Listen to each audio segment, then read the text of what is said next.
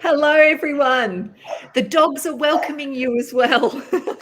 Today, we are going to be talking about hand, foot, and mouth disease. My name is Sarah Hunstead. I'm a pediatric nurse, mum of two, and founder of CPR Kids. And I do have a dog walking around here trying to put a tennis ball in my lap at the same time.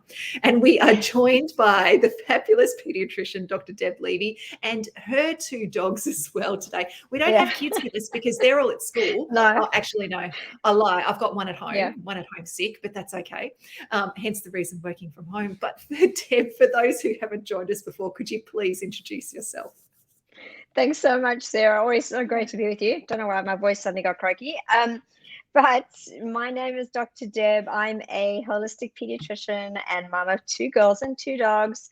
And when I'm not in my practice in Sydney's eastern suburbs, I really love being here with you to teach you some really valuable tips and tricks and the facts that you need to know so that you don't have to go to Dr. Google.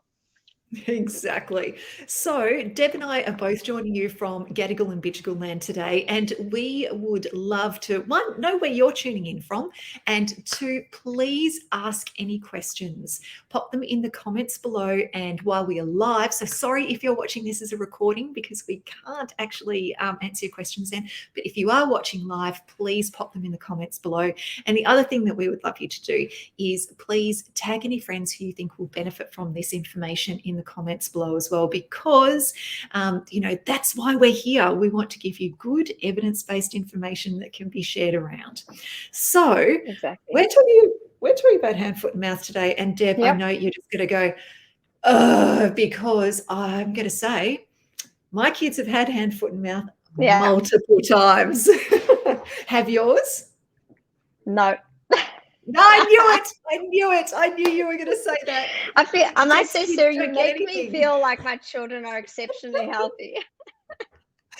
My kids have had everything, but mind you, they've had everything quite mildly, which I think is, probably the better end of the spectrum. That's pretty nasty broken bones, but that's part and parcel of it too. But even one of my kids has had hand, foot, and mouth multiple times. So how about we start with what is it? And we hear about it all the time. It's obviously quite common. So what causes it? Absolutely. I mean, it's really common. It's a typical viral infection of childhood. Usually the preschool or school-age children, they say under the age of 10, it's most common. Mm-hmm. A couple of viruses can cause it, the most common being Coxsackie virus. That's a very academic answer, but it's your typical viral infection that children get. Mm-hmm. Yep, absolutely. Sorry, I'm just getting flashbacks to really remembering, and also because I did end up with it myself as well, but luckily very mildly, thank goodness. But anyway, because it's so hard to keep away from kids when they're sick, especially when they belong to you. I know, right? You do feel a little bit guilty if you don't give them those kisses and cuddles that they want. Yeah, exactly. So what does hand, foot, and mouth look like? Can you describe it to us? Well, look, I mean, it's named obviously because of what it does, and it causes, as I said, so it's a viral infection, so it usually will cause a low-grade fever, and maybe a bit of tiredness, your child being a bit grizzly, a bit of food, those typical kind of non-specific symptoms. But then hand, foot, and mouth, so on the palm of the hand, on the soles of the feet, so that's the bottom of the feet, and around or inside the mouth, that's where the rash is. On the hands and feet, it looks like little blisters. And in the mouth, it can look like ulcers. So as such, it can actually be quite an uncomfortable rash. And really, with the mainstay of treatment of this virus and this infection is around symptom management, and that symptom being pain and discomfort. So those of you who have listened to me before know that I never jump to using Panadol, so paracetamol, or ibuprofen, not to use trade names here, or acetaminophen if you're tuning in from North America. So, I never jump into using, antipyretics, that's the actual formal term when you're using it to bring down a fever. But when it comes to pain, I'm much more liberal with using it because, in my opinion, there's no reason for a child to be in pain. Yes. But before we go into the treatment, Mhm. I guess, well, what else? I mean, what else do you think we should chat about, Sarah? I'm happy to. It's not an itchy rash, as I said. It can be a bit Mhm. tender. Yep. It's very infectious, very Yes. contagious. So Mhm. typically, once a child has been exposed, it'll take about 3 to 4 days Mhm. for them to then display signs that they're infected too. Yep. And the evolution of any blister is the same. It starts as a little bump, it becomes fluid filled, and Mhm. then it crusts over. And when it Mhm. crusts over or totally goes away, that's when it becomes less infectious. Mhm. Obviously, your child can also cough and splutter, and if they're doing that, they're also infectious. And obviously, when they still have an active fever, that's another reason to keep them at Mhm. home and away from school and away from other children. Yeah, Um, absolutely. the other confusing thing is that hand, foot, and mouth disease can actually sometimes cause a different kind of rash. And then the diagnosis is a little bit more tricky, and that can be just a red rash with a bit of brown, like a bit of brown discoloration, a little bit of brown scaling. But Mhm. that's something for your doctor to diagnose, is a little bit more unusual. Yeah. And speaking of the rash as well, one thing what you said just really jumped out at me, how it's different to the chickenpox rash, whereas chickenpox rash is itchy, whereas this one Yeah, is actually painful. And I remember when my youngest had hand, foot, and mouth, and she had a decent, dose of it.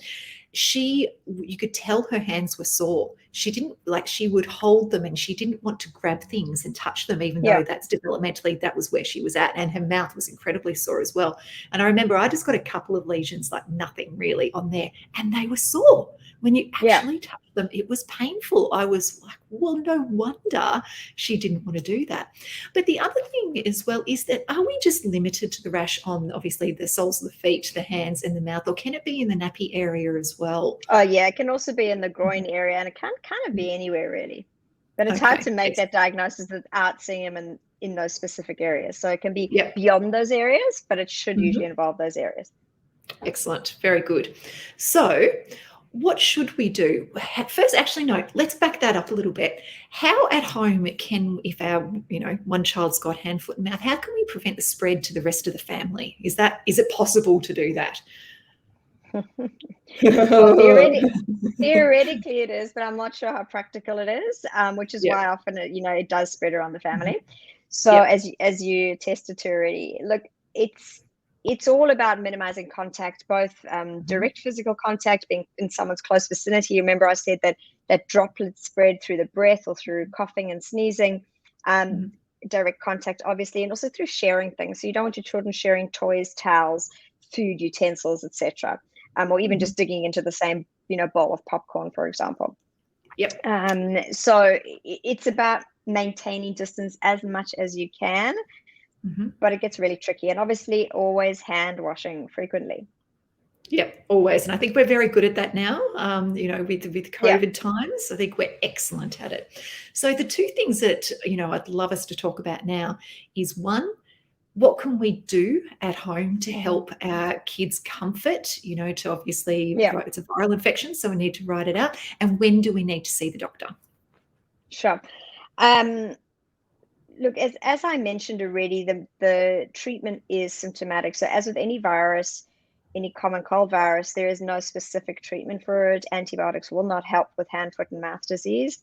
It's about Mhm. symptomatic treatment. So the two main things we're looking for here are, one, are they maintaining their hydration? And Mhm. obviously, the younger a child is, the more important this is, because the quicker they can become dehydrated. So how do you Mhm. monitor for hydration? Other than actually measuring exactly how much they're drinking, which is obviously valuable, but not so practical if you're breastfeeding. Mhm. The other way to do it is actually to measure their output. In other words, how many times they're urinating, how many times they're making a wee. So for Mhm. younger children, it'll be monitoring how many nappies they're having and how heavy they are, Mhm. comparing it to what they normally do. And obviously age dependent will dictate how many wees you expect from a child. Mhm. So it is very, very important to monitor their hydration. And that may mean, offering shorter, smaller feeds, Mhm. and switching the type of feeding you give, but I think I'm going to talk about that a little bit more with pain control. So Okay. the way that I look at pain control is it's either topical or ingested. Mhm. Ingested is your pain relief. So that's going to be your paracetamol, acetaminophen, or ibuprofen. And you give that according to, the child's age, weight, and obviously the frequency that's safe. The topical one actually fills a bit of a bigger bag of tricks, I think, for hand, foot, and mouth disease, because there are quite a few options. I think the easiest one is usually a cold drink or icy poles. If you're a fan of bone broth, now's the time to freeze some into some popsicle molds and keep them in your fridge and use them for moments like this. So it's giving them an icy pole, just being aware, of course, that if it's straight out of the freezer, it can have that, can be a bit sticky, and that's the last thing you want. So maybe just run it under a little bit of water just to start melting a little bit to give them that cool sensation in their mouth. The other wonderful, wonderful trick is actually a topical anesthetic that has to be, you have to go and get from a pharmacy. It's something called xylocaine viscous. And what that is exactly what I said. It's an anesthetic. It should not be swallowed, but it should be applied topically.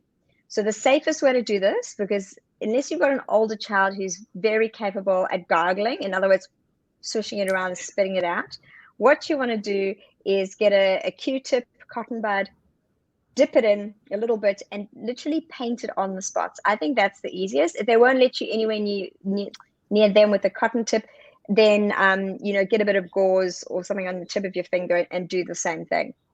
And you can apply that, as per your doctor's instructions. It's usually a few times a day, and usually what I say around about 15-20 minutes before a feed, to optimize the chance that they're going to actually drink. And that's why we're doing it as well, to make sure they maintain their hydration.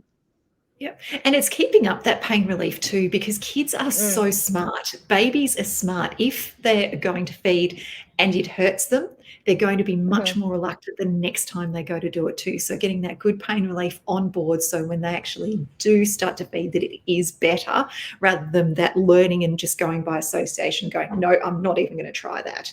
I think that's an important thing too.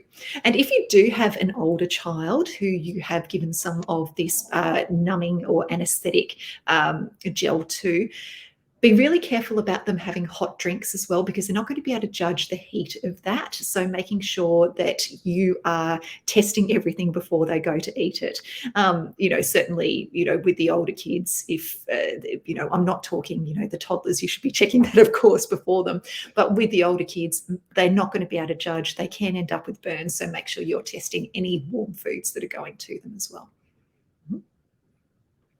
So, anything else that you want to add to that, Deb? It's one of those things that's really, really common. I'd say that the majority of people who are watching this are going, I've been there. And every time we go into a childcare centre and do any first aid training, one of the main questions I ask is about this hand, foot and mouth, because the majority of them can spot it at 50 paces and they have seen it hundreds of times. So it's likely you're going to come across this at some stage, unless you're incredibly lucky like Deb, who really hasn't come across so much of this, which is good. But if you have any questions, now is the time to ask. Please pop them in the comments below. And of course, the one thing that we always want you to do is let us know what you want to hear. See, there we go. Is that Millie who's barking at us, wanting to, she's putting her 2 cents I think it's both as of them. well. Yeah. So we want to know. We want to bring you the things that you want to know about. So please remember, DM us or pop it in the comments below, and we'll endeavour to bring that to you, please. Okay. So it doesn't look like we've got any questions today. I think we covered it quite thoroughly as well. But remember, it's all about that pain relief so that we can keep them hydrated. And remember, always, always, always seek medical help if you are concerned about your child. Really, really important. So thank you very much, Deb. We will see you all next week, same time, 2 p.m. Sydney time next Wednesday. Okay. Great. See you later, Keep warm, everyone. Bye. Yes, it's freezing.